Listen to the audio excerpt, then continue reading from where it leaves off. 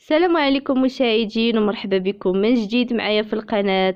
كنتمنى تكونوا بصحة جيدة. اليوم ان شاء الله جبت لكم فيديو جديد غادي نقدم لكم بريوش كيجي سهل ولذيذ. كنتمنى انكم تجربوه بمقادير بسيطة جدا.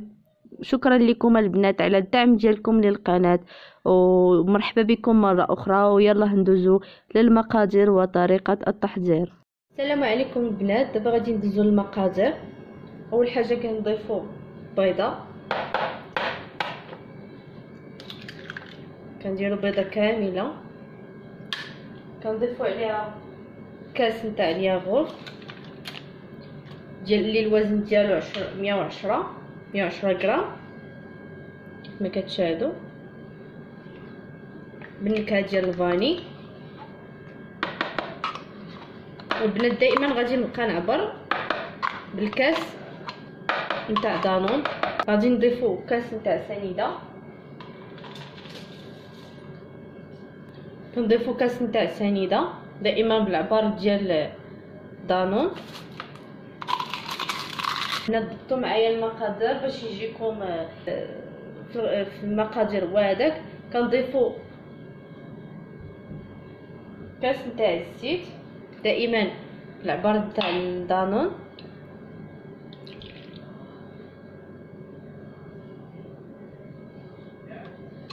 كنضيفو رشيشه نتاع الملح،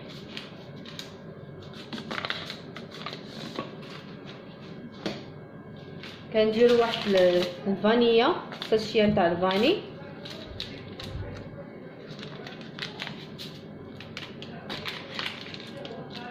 كنديروا فيها ساشيه نتاع الخمارات الحلوه ديال 8 غرام.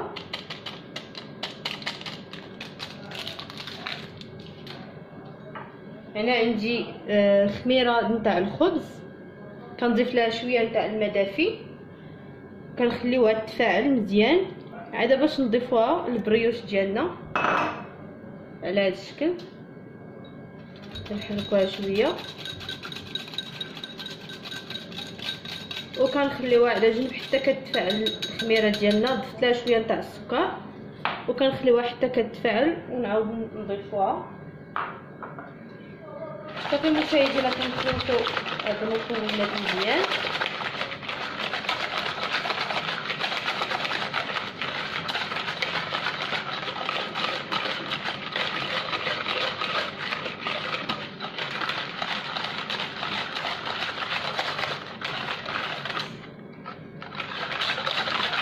كنعبروهم دائما بالكاس نتاع دانون.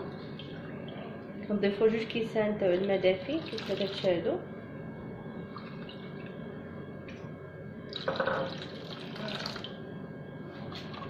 وكنخلطوا هاد المكونات.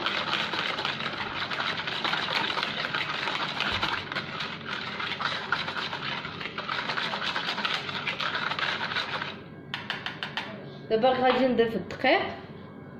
البنات رجعت لكم بعد ما ضفت الدقيق. بالنسبه للدقيق البنات خدات ليا العجين البريوش خدا ليا 8 الكيسان نتاع الياغورت نتاع الدقيق 8 صافي. وضفت عليها الخميره اللي ضفت ليها الماء وكنجمعوها وكنبقاو البنات نضربوها بحال هذا الشكل. الا بغيتي ديرها في العجانه ديرها، ولكن الاحسن باليد هكا كتستحكمي فيها وكتخدميها مزيان. كنخدموها مزيان البنات بحال هكا على هذا الشكل، وهي راه كتجي العجينه ديالها مرخوفه بزاف. صافي دابا غادي نديروها تخمر حتى يضاعف الحجم ديالها ويرتفع مزيان، ونعاود نرجع معاكم. رجعت لكم مشاهدينا بعد ما البريوش ديالنا العجينه ديالو كيف ما كتشاهدوا ضاعف الحجم ديالها. كنحيدو عليها السلوفون بحال هكا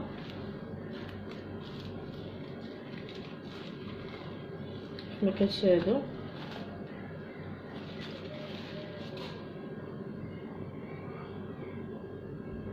كنديروا شويه نتاع الزيت باش العجينه ديالنا ما كتلصق، باش تجمع لينا من هذاك الهواء اللي كان فيها.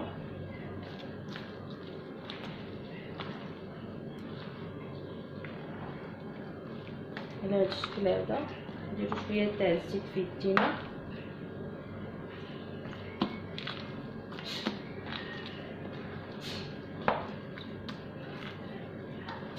غادي نبداو نشكلو هكا كويرات صغار.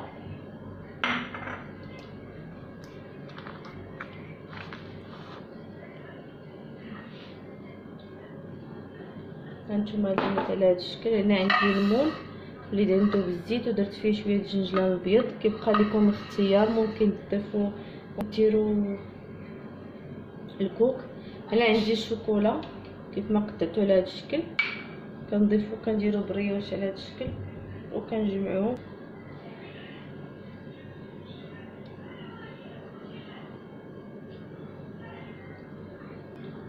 كنجمعو البريوش ديالنا وكنحطو هكا في المول على هذا الشكل.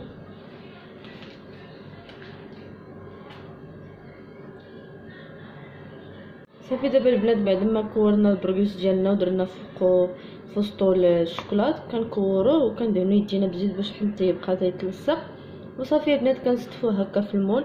دهنتو بشويه البيض الصفر تاع البيض، زدنا شويه نتاع الحليب ودهنا هكا البريوش ديالنا ورشينا عليه شويه تاع الجنجل الابيض. دابا غادي ندخلوه للفران يطيب، نقصوه عليه البنات على عافيه مئيله باش يطيب على خاطرو، ونعاود نرجع معكم في الشكل النهائي نتاع البريوش ديالنا. دابا البنات راه الكويرات كني كديروهم كتبعدوا وحده على وحده وكتخليوه يخمر. كيف ما لاحظتوا انا درتها بعدتهم وحده على وحده وخليته حتى خمر على هذا الشكل، كيبان لكم بحال ملتصق